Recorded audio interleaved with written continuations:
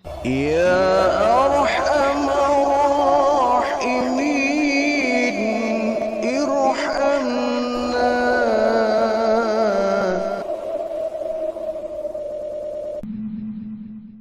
Man tarakat dunya ahabbahullah wa man tarakat dunuba ahabbahul malaikatu wa man hasamat tam'a 'anil muslimina ahabbahul muslimuna. Ada 3 nasihat dalam ucapan beliau ini. Mari kita kaji lebih dalam lagi. Pertama, man tarakat dunya ahabbahullah. Siapa orang yang meninggalkan kesenangan dunia, dia akan dicintai oleh Allah Subhanahu wa ta'ala. Siapa orang yang meninggalkan kesenangan dunia, dia akan dicintai oleh Allah Subhanahu wa ta'ala. Kita tahu bersama bahwa dunia ini tempatnya kesenangan. Tetapi kesenangan yang disuguhkan oleh dunia ini kesenangan yang umumnya menipu, ya. Wa mal hayatud dunya illa mata'ul ghurur, kata Allah.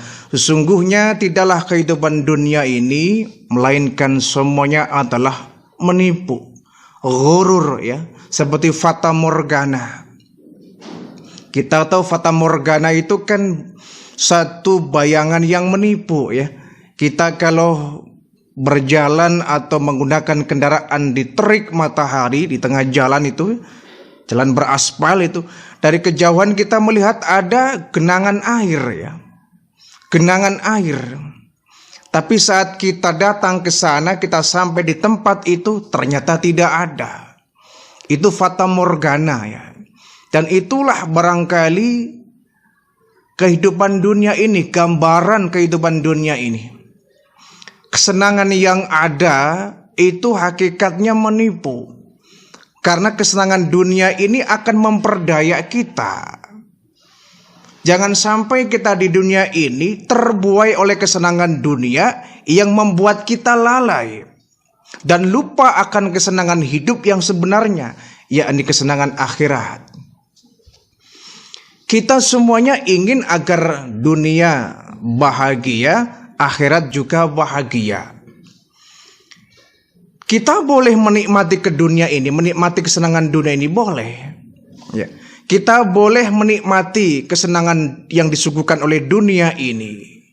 Dan itulah Allah menyediakan untuk manusia kesenangan dunia ini. Yang tidak boleh kalau sampai kesenangan dunia ini kemudian menipu kita, memperdaya kita, sehingga kita lupa kepada kesenangan akhirat yang kita harapkan dan kita tuju. Kita boleh bersenang-senang di dunia ini sekedarnya saja. Kita juga tidak mungkin di dunia sedih, berduka, sepanjang hidup tidak ada bahagianya, itu juga tidak benar, ya. Kita bekerja, berangkat pagi, pulang sore mencari nafkah, banting tulang bekerja mencari uang, mencari kehidupan, kan dalam rangka mencari bahagia, ya. Siapa orangnya di dunia ini yang gak mau bahagia? Saya kira gak ada. Siapa orangnya yang di dunia ini pengen sengsara? Saya kira tidak ada. Semua manusia, dia bekerja, mencari uang, mencari nafkah, mencari penghasilan dalam rangka apa? Meraih bahagia. Nah, kesenangan yang kita dapatkan di dunia ini janganlah kemudian membawa kita larut semakin dalam yang kemudian kita lupa kepada kesenangan akhirat. Nah, siapa orang yang meninggalkan kesenangan dunia, artinya dia lebih memfokuskan kepada akhirat, ya. Bukan berarti dia menanggalkan seluruhnya. Bukan berarti dia kemudian melepas kesenangan dunia, ya. Kita butuh kesenangan dunia, tapi ala kadarnya saja.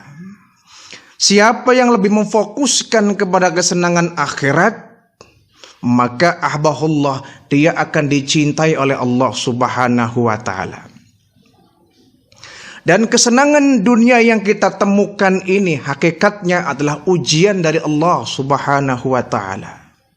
Maka saya katakan tadi, jangan pernah seorang muslim dia larut di dalam kesenangan dunia sehingga dia lupa kepada tujuan yang sebenarnya, meraih kesenangan akhirat. Di dunia ini adalah ujian dari Allah ya, untuk menguji kita orang-orang yang beriman. Kalau di dunia ini kemudian kita terlarut di dalam kesenangan ini, maka kita termasuk orang-orang yang gagal menghadapi ujian. Jadi yang kita temukan di dunia ini semuanya ujian bagi orang-orang yang beriman. Kita menemukan bahagia, itu ujian. Kita menemukan derita, itu ujian. Kita menemukan kekayaan, itu ujian. Kita menemukan kemiskinan, itu ujian. Kita meraih kesuksesan, itu ujian. Kita mendapatkan kegagalan, itu juga ujian dari Allah Subhanahu wa Ta'ala. Dan bagi orang yang beriman, apapun yang ia temu di dunia ini, itu semata-mata ujian dari Allah Subhanahu wa Ta'ala. Ada satu cuplikan kecil ya. Dalam Al-Quran itu diceritakan ada peperangan besar di zaman Raja Jalut laknatullah alaih ya. Ini ketika Nabi Daud masih anak-anak. Itu pernah ada suatu raja namanya Jalut yang oleh Al-Quran diceritakan raja yang sangat zolim ya, persis seperti Fir'aun lah ya. Nah, Jalut ini raja yang sangat kejam. Nah, kemudian Allah Subhanahu wa Ta'ala memerintahkan nabi yang hidup di zaman itu ya, sebelum kenabian Nabi Daud alaihissalam, untuk memerangi Raja Jalut ini. Maka terpilih seorang pemuda soleh bernama Talut ya. Talut kemudian oleh Allah dipilih untuk berperang melawan pasukan Jalut yang sangat gagah perkasa itu. Nah, kemudian Talut ini karena langsung dipilih oleh Allah untuk menjadi panglima perang, dikumpulkanlah seluruh orangnya satu kota itu untuk berperang melawan pasukan Jalut yang luar biasa ini. Nah, diumumkanlah kapan perang terjadi ya. 1 minggu perang sebelum terjadi disiapkanlah berbagai macam persenjataan yang lengkap. Ada yang ngasah tombak, ada yang ngasah golok, ada yang ngasah panah, ada yang ngasah pedang, ada yang ngasah tombak dan lain sebagainya sebagai alat untuk menghadapi pasukan Jalut. Kali ini sudah menindas ini seperti Fir'aun ya, menindas orang-orang Mesir. Nah, ketika sampai saatnya tiba untuk berperang, itu pasukan Talut semua dikumpulkan di lapangan yang luas. Kemudian Talut berpidato di tengah-tengah pasukannya. Wahai pasukanku orang-orang yang beriman, teguhkan iman kalian, kuatkan akidah kalian. Hari ini kita akan berangkat ke medan perang, berperang melawan Raja Jalut. Kita harus yakin bahwa Allah akan memberikan imbalan yang sangat besar. Di depan kita ada surga yang pintunya Allah buka untuk kita orang-orang yang akan berperang. Jika di peperangan ini kalian meninggal dunia, maka yakinlah kalian telah masuk ke dalam pintu surganya Allah Subhanahu wa Ta'ala. Kuatkan iman kalian dan kesabaran kalian. Kita akan berperang melawan Raja Jalut. Namun ingat, kata Talut ini, kita akan menempuh satu perjalanan yang sangat jauh dan panjang. Nah, nanti di tengah-tengah jalan, kata Raja Talut ini, di tengah-tengah jalan kita akan menemukan sebuah sungai yang airnya jernih, airnya adem, ya, airnya segar, dan kita akan menyeberangi sungai itu. Kalian boleh mandi di situ, kalian boleh minum di situ, tapi sekedarnya saja, karena kita hanya singgah sebentar di sungai itu. Kita akan kembali berangkat untuk menuju medan perang. Siap semuanya? Siap, wahai Tuan Talut. Nah, itu kemudian setelah sudah siap semuanya, pasukan Talut bergerak untuk menuju medan perang. Jalan kaki dalam waktu yang cukup lama karena memang panjang ya, jauh tempat medan perangnya itu. Dan benar apa yang dikatakan oleh Talut itu. Ketika jalan puluhan kilometer, kemudian mereka menemukan sungai yang melintang. Menghadapi terik panas yang begitu luar biasa, mereka berkeringat, bahkan sebagian mereka sudah haus ya, menempuh gurun pasir yang sangat tandus itu, panas luar biasa. Bayangkan ketika panas, gersang, orang sedang merasakan gerah yang luar biasa, tiba-tiba menemukan sungai yang airnya jernih. Apa yang terjadi? Pasti kita akan berendam di dalamnya, itu menikmati asiknya air sungai itu. Nah, ketika sampai di sungai itu, betul, mereka semua kaget dan gembira, berbinar mata mereka melihat di depan mereka ada sungai. Berhubung mereka sudah berhari-hari menempuh ya satu jalan yang tandus dan panas, menemukan air yang jernih luar biasa. Ada mereka beramai-ramai masuk ke dalam sungai tadi. Ada yang mandi, ada yang berendam, ada yang minum sepuasnya, ada yang bermain-main di air. Nah, setelah beberapa jam mereka menikmati ya segarnya air sungai itu, kemudian Talut kembali menyiapkan pasukannya. Pasukan kaum muslimin, kita segera berangkat. Semua kalian segera untuk naik dari sungai ini. Orang-orang yang beriman yang mendengar seruan Talut ini segera berangkat ya. Mereka beramai-ramai untuk naik dari sungai tadi. Tetapi banyak pula mereka yang bandel ya. Saking asiknya mereka menikmati segarnya air sungai itu, sampai seruan dari Talut ini nggak didengar. Ayo semuanya bangun, semuanya berangkat, semuanya naik dari sungai ini. Mereka asik bermain-main, ada yang berendam, ada yang mandi, terus ya, menikmati segarnya air sungai tadi. Berkali-kali Talut memperingatkan, ayo semuanya, kita akan segera berangkat berperang menuju jalan Allah Subhanahu wa Ta'ala. Mereka yang berbisik, sudahlah, biarkan saja itu Talut sama pasukan yang lain, kita lagi menikmati asik, udah jangan hiraukan, sudahlah, sudah pura-pura nggak dengar saja, pura-pura nggak mendengar saja. Sekali lagi Talut berteriak, wahai pasukanku, ayo kita berangkat untuk berperang melawan pasukan Jalut. Ya, orang yang beriman yang taat sami'na wa ata'na, ya mereka segera naik dari sungai, mereka kembali bergegas melanjutkan perjalanan menuju medan perang. Nah, inilah gambaran dunia ya. Gambaran dunia. Banyak orang yang larut ke dalam damainya dunia, larut dalam indahnya dunia, sehingga panggilan Allah tidak mereka dengar gitu. Nah, seperti pasukan Talut tadi, dari sekian ribu pasukan kaum muslimin, hanya beberapa persen yang ikut berperang, yang lainnya kemudian tertinggal di dalam sungai tadi, nggak mau menghiraukan panggilan dari Talut.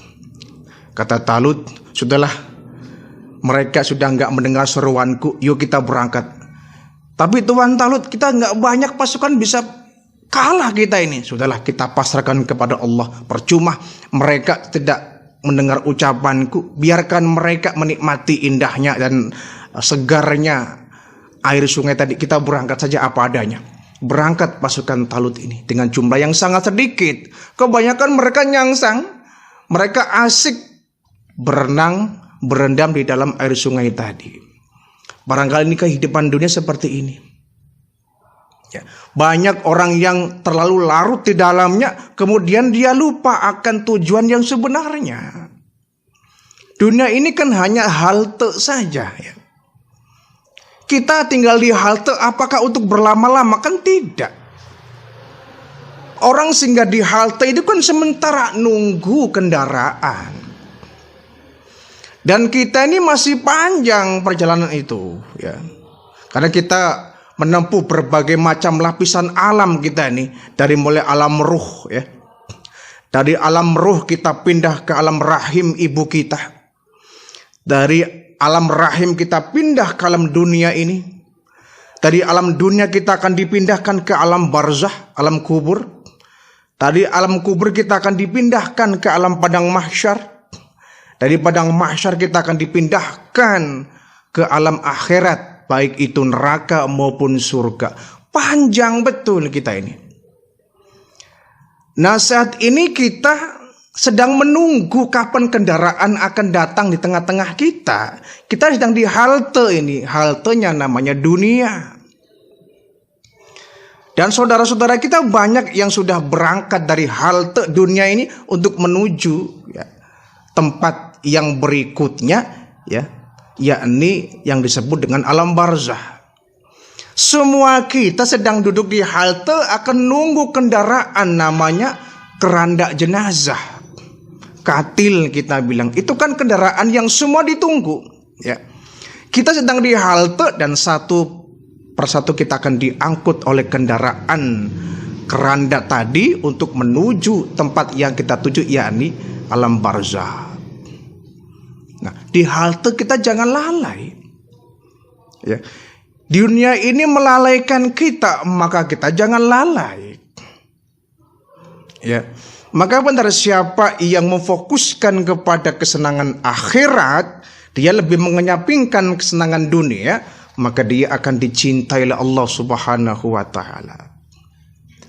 Ketika kita menikmati tidur, tidur kan nikmat, iya kan?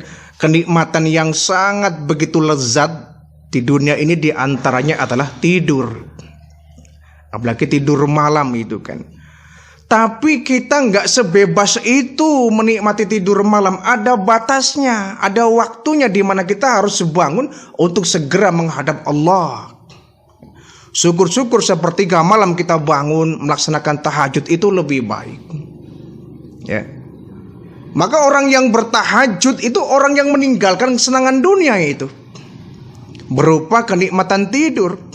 Dia bisa bangkit dari tempat tidurnya, dia buka selimutnya, padahal teman-temannya, saudaranya masih tidur, masih dibuai mimpi, tapi dia langsung bangun di sepertiga malam yang akhir. Dia singkap selimutnya, dia ambil air wudhu, melaksanakan ibadah sholat tahajud. Ini contoh orang yang meninggalkan kesenangan dunia. Contoh kecil. Tetapi bagi orang yang terbuai oleh kesenangan dunia, jangankan tahajud, subuh pun lewat. Begitu bangun jam 6 pagi, begitu bangun jam 7 pagi, subuhnya kapan? Boro-boro dia tahajud, subuh pun gak sempat. Ini contoh orang yang terbuai oleh kesenangan dunia.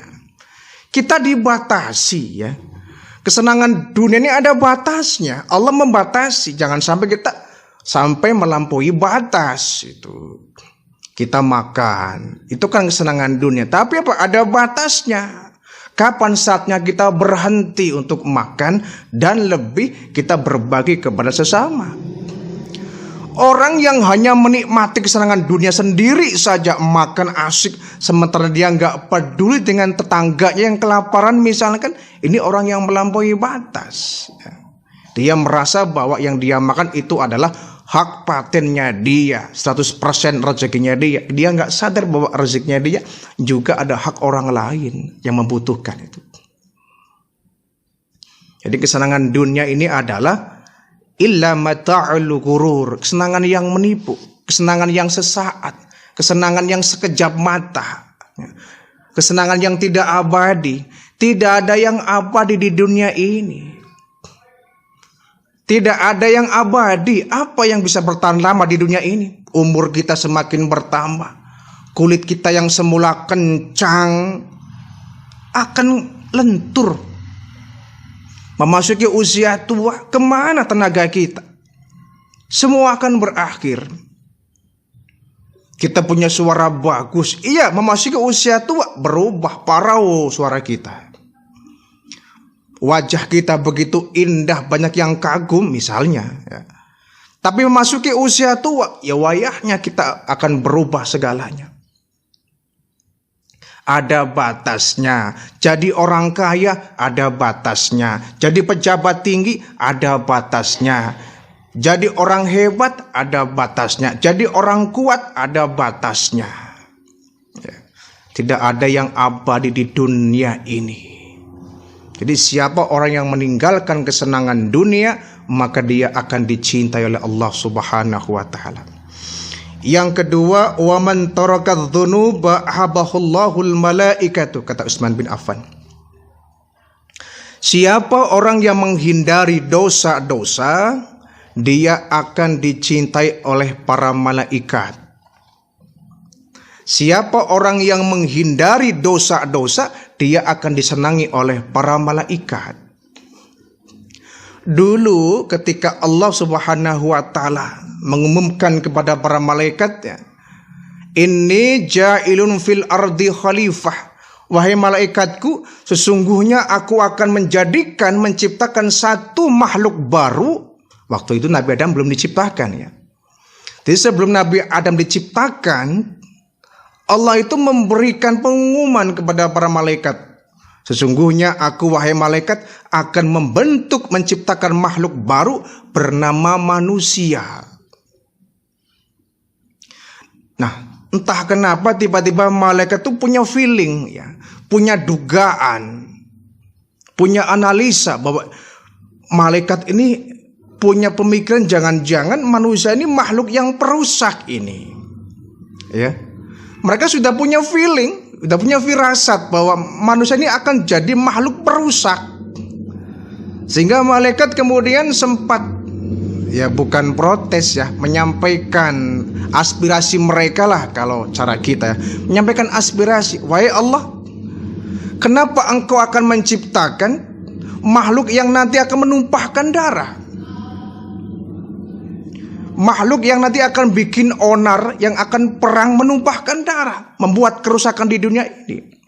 Ataj'alu fiha wa yufsidu masfiku dima. Kenapa engkau menciptakan makhluk yang nanti akan bikin kacau dunia ini?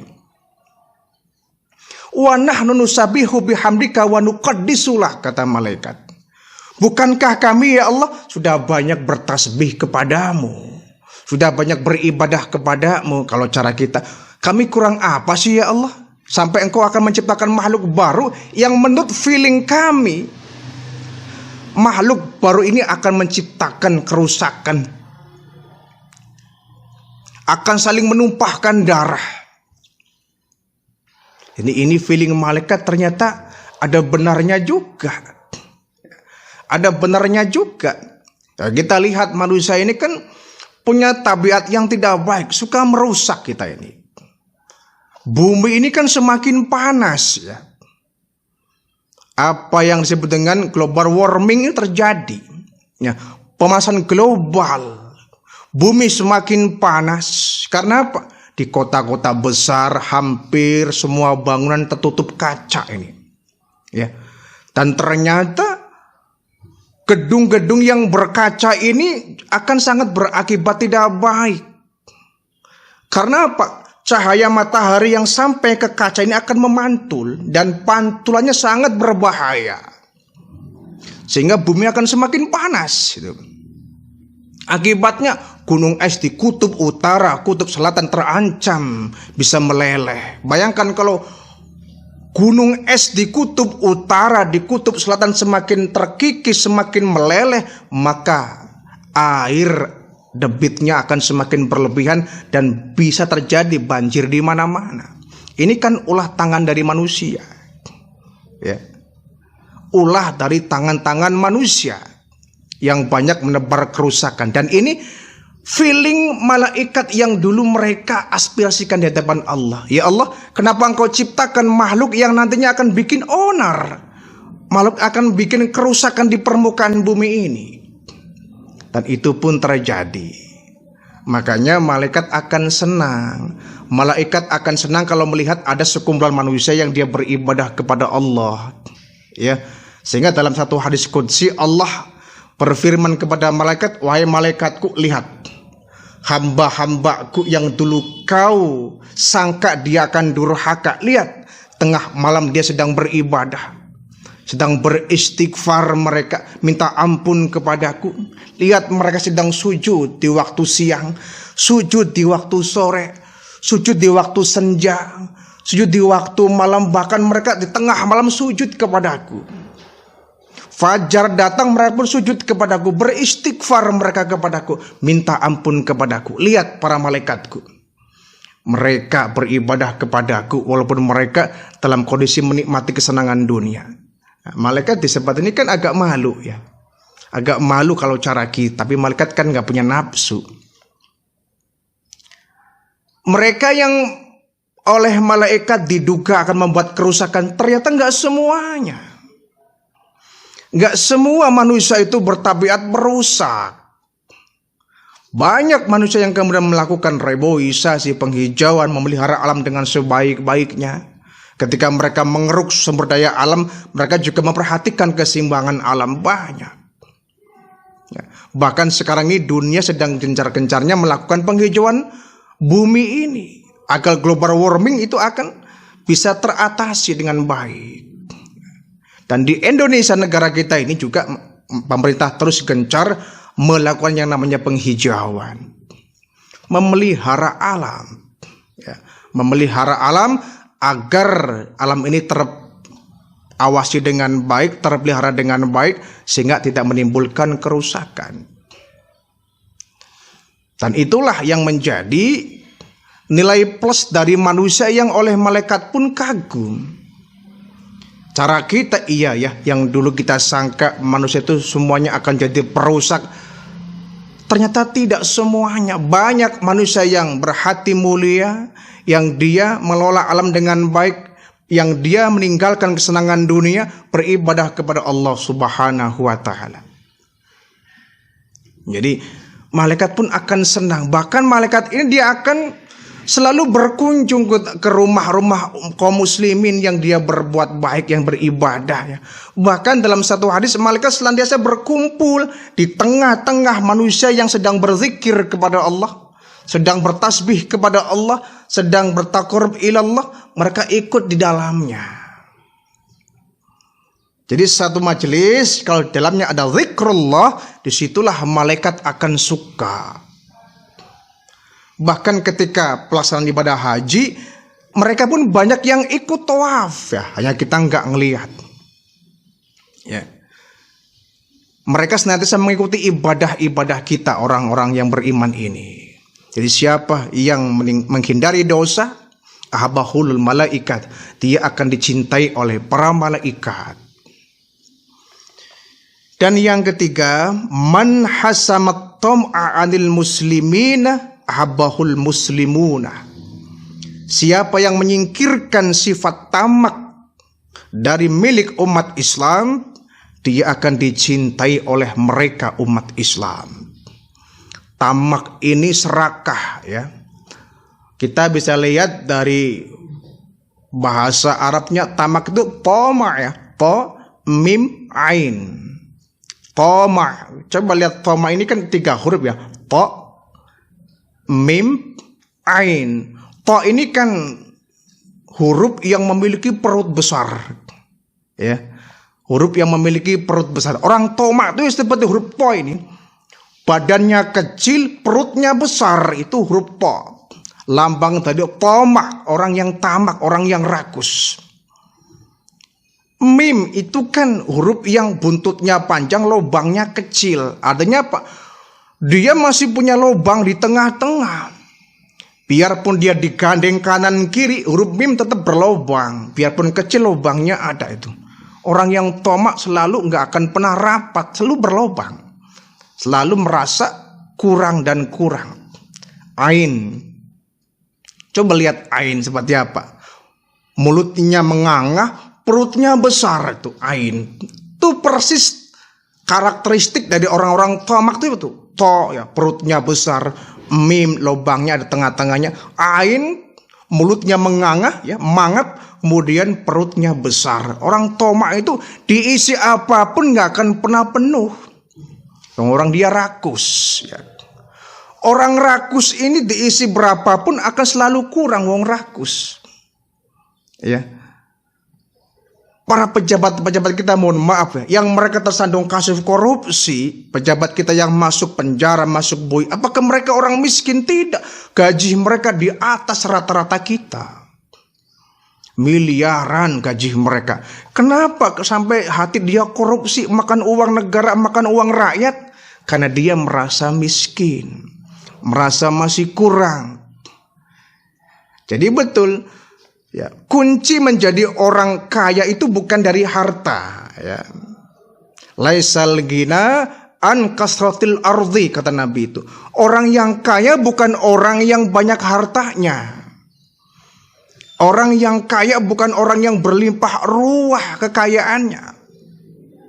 Tetapi orang yang kaya adalah orang yang selalu merasa terpenuhi apa yang dia minta kepada Allah Subhanahu wa ta'ala. Jadi orang kaya itu orang yang merasa dirinya cukup dengan apa yang diberikan kepada Allah. Walakinnal ghina nafsi, kata Nabi. Sesungguhnya orang yang kaya, mereka yang kaya diri, kaya hati. Ya. Biarpun dia rumahnya sederhana, gajinya pas-pasan, makan pun jarang makan yang enak. Tapi mereka sehat, tidak punya utang, merasa hidupnya itu terpenuhi, ya, tercukupi segalanya. Dialah orang kaya.